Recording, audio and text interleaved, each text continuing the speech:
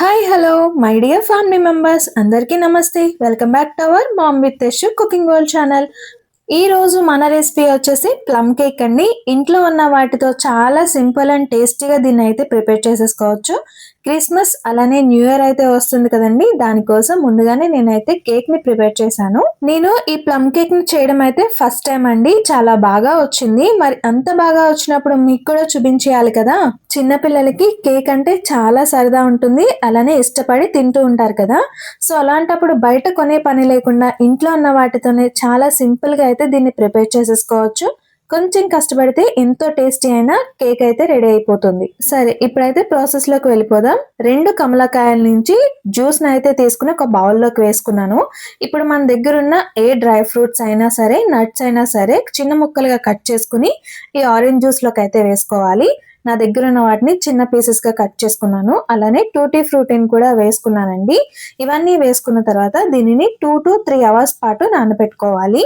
After 3 hours నేను stove on చేసుకుని ఒక కడాయిని అయితే పెట్టుకున్నాను. ఎందుకంటే ఇప్పుడు షుగర్ ని క్యారమలైజ్ చేయాలి. దానికోసం 1 cup షుగర్ ని అయితే వేసుకుని లో ఫ్లేమ్ లో షుగర్ ని క్యారమలైజ్ చేసుకుంటున్నాను.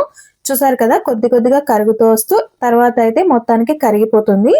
ఇలా క్యారమెల్ అయిన తర్వాత దీంట్లోకి కొద్దిగా వాటర్ని అయితే యాడ్ చేసుకుని అలానే 2 spoons వరకు బటర్ని అయితే దీంట్లోకి వేసుకోవాలి.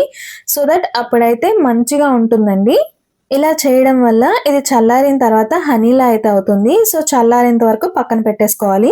ఇప్పుడు ఒక మిక్సీ జార్ తీసుకుని చిన్న దాల్చిన చెక్క, 3 యాలకులు, 4 లవంగాలు, జాజికాయ ముక్క కొద్దిగా, ఇవన్నింటిని మిక్సీ పట్టుకోవడానికి తగ్గట్టుగా కొద్దిగా షుగర్ని అయితే వేసుకుని మిక్సీ పట్టుకోవాలి.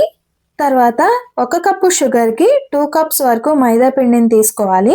ఇందాక క్యారమెల్ చేసుకున్న దాంట్లోకే నేను పిండిని అయితే జల్లించేసుకుంటున్నానండి. అలానే మనం మిక్సీ పట్టుకున్న పంచదార, యాలకులు, దాల్చిన చెక్క పౌడర్ ఏదైతే ఉందో దాన్ని కూడా స్ట్రైనర్ లోకి వేసుకోవాలి. దీంతో పాటుగా 1 spoon baking soda, 1/2 spoon baking powder, 3 spoons వరకు పాల పొడి అంటే మిల్క్ పౌడర్ కూడా వేసుకుని జల్లించుకోవాలండి. ఇప్పుడు ఈ పిండిని అంతటిని కట్ అండ్ ఫోల్డ్ మెథడ్ లో వీడియోలో చూపిస్తున్న విధంగా కలుపుకోవాలి. సో ఇలా కలుపుకున్న తర్వాత దీంట్లోకి ముందుగానే ఆరెంజ్ జ్యూస్ లో మనం నానబెట్టి పెట్టుకున్నాం కదండి, నట్స్, టూటీ ఫ్రూటీ ఇవి ఏవైతే ఉన్నాయో వీటన్నింటిని ఈ పిండిలోకి అయితే వేసేసుకోవాలి. ఇదే టైంలో ఆరెంజ్ నుంచి పీల్ని కొద్దిగా తురుముకుని 1/2 spoon వరకు దీంట్లోకి అయితే యాడ్ చేసుకోవచ్చు. నేను అది వేస్తుంటే మా పిల్లలు వద్దు అన్నారండి. సో అందుకని నేనైతే వేసుకోలేదు. మీరైతే ఖచ్చితంగా వేసుకోండి. ఇప్పుడు దీంట్లోకి 1 spoon వెనిగర్, 4 to 5 drops వరకు వెనిలా ఎసెన్స్ కూడా వేసుకుని కలుపుకుంటున్నాను అన్నమాట. ఇది కొంచెం థిక్గా అనిపించినట్లయితే దీంట్లోకి కొద్దిగా పాలను కూడా యాడ్ చేసుకోవచ్చు మీరు. ఈ విధంగా కలుపుకున్న తర్వాత పక్కనైతే పెట్టేసుకున్నాను. తర్వాత ఒక గిన్నె తీసుకుని ప్రీహీట్ చేసుకోవడం కోసం దీంట్లోకి సాల్ట్ని అయితే వేసుకుని లో ఫ్లేమ్లో ప్రీహీట్ చేసుకుంటున్నాను. తర్వాత ఏ గిన్నెలో అయితే కేక్ ప్రిపేర్ చేసుకోవాలి అనుకుంటున్నానో దాంట్లోకి బటర్ని అప్లై చేసుకుని కొద్దిగా మైదా పిండిని కూడా వేసుకుని మొత్తం అంతా అప్లై చేసుకున్నానండి. ఇప్పుడు ఈ గిన్నెలోకి బ్యాటర్ని అయితే వేసుకుంటున్నాను. చూసారు కదా, బ్యాటర్ అనేది ఇంతే థిక్గా అయితే ఉండాలి. పల్చగా ఉన్నట్లయితే మనం వేసుకున్న నట్స్ అలానే టూటీ ఫ్రూటీ ఏవైతే ఉన్నాయో అవన్నీ కిందకి వెళ్ళిపోతాయి అన్నమాట. సో అందుకని చెప్పేసి థిక్గానే ఉండాలి. ఇలా మొత్తం అంతా వేసుకున్న తర్వాత పైన కూడా కొంచెంగా వేసుకుంటున్నానండి. ఈ కేక్ మీద ఎంత ఎక్కువగా వేసుకుంటే చూడ్డానికి అంత బాగుంటుంది. సో దీన్ని ఇప్పుడు ప్రీహీట్ చేసుకున్న గిన్నెలోకి అయితే పెట్టేసుకున్నాను. 1 hour పాటు కుక్ చేసుకోవడానికి అయితే టైం పడుతుంది. 1/2 hour కి ఒకసారి అయితే తీసి చెక్ చేసుకుంటున్నాను. మళ్ళీ మూత పెట్టుకుని ఇంకొక 1/2 hour పాటు కుక్ చేసుకున్న తర్వాత మనకి కేక్ అయితే మంచిగా ఉడికిపోయిందండి. ఇలా టూత్ పిక్ ని పెట్టి చూసినప్పుడు పిండి ఏమీ అంటుకోకుండా వస్తే గనక ఉడికిపోయినట్లే. సో స్టవ్ ఆఫ్ చేసుకుని చల్లారి పెట్టుకోవాలి.